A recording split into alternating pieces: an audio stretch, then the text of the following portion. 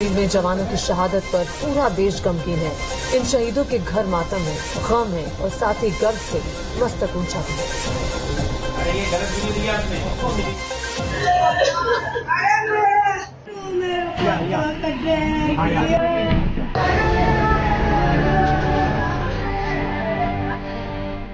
नमन है देश के लिए मर मिटने वाले जांबाजों पर, गर्व है देश के वीर सपूत बेटों पर।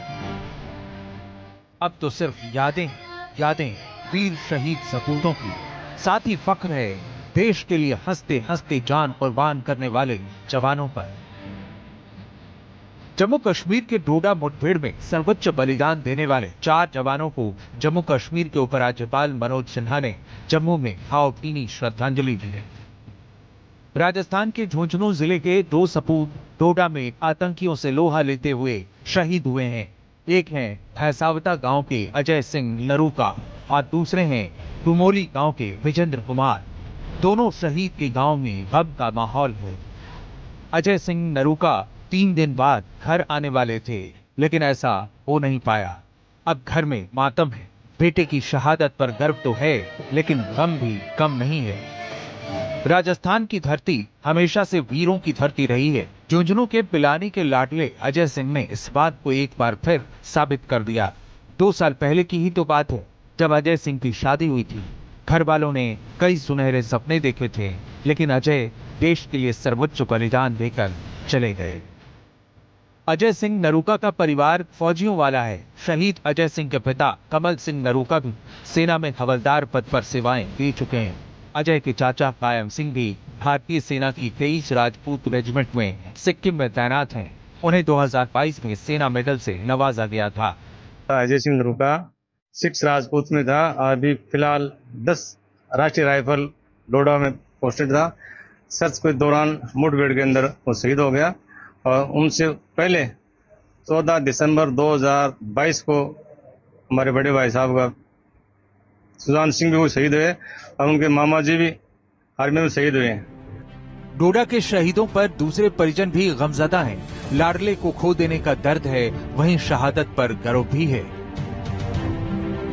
इन शहीदों में भारतीय सेना के कैप्टन ब्रिजेश थापा, नायक डी राजेश, सिपाही अजय सिंह नरूका, सिपाही विजेंद्र कुमार और जम्मू कश्मीर पुलिस के एक जवान शामिल हैं। ये शहीद कैप्टन ब्रिजेश थापा का घर है, जो पश्चिम बंगाल के दार्जिलिंग में है। साल 2019 में जिस बेटे के कंधे पर फख्र से बैज लगाया था, अब वो बेटा देश के लिए कुर्बान हो चुका है। भारत माँ के शौर्य और सम्मान की रक्षा करते हुए मर मिटने वाले बेटे पर इस माँ को गर्व तो है ही, साथ ही आंखें भी नम हैं।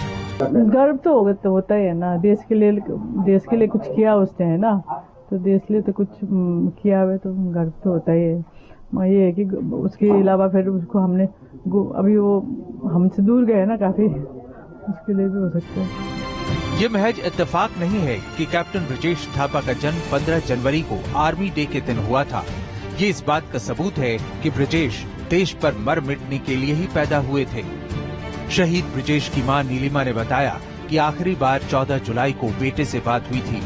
उन्होंने कहा कि अगर हम अपने बेटे को सीमा पर नहीं भेजेंगे तो देश के लिए कौन लड़ेगा। वो तो बहुत ही डिसेंट था और ऐसे मतलब कंप्लेन कभी नहीं करता था। वो जैसे कंप्लेन करते ना लोग, ऐसे नहीं था। वो वेरी डिसेंट गाय।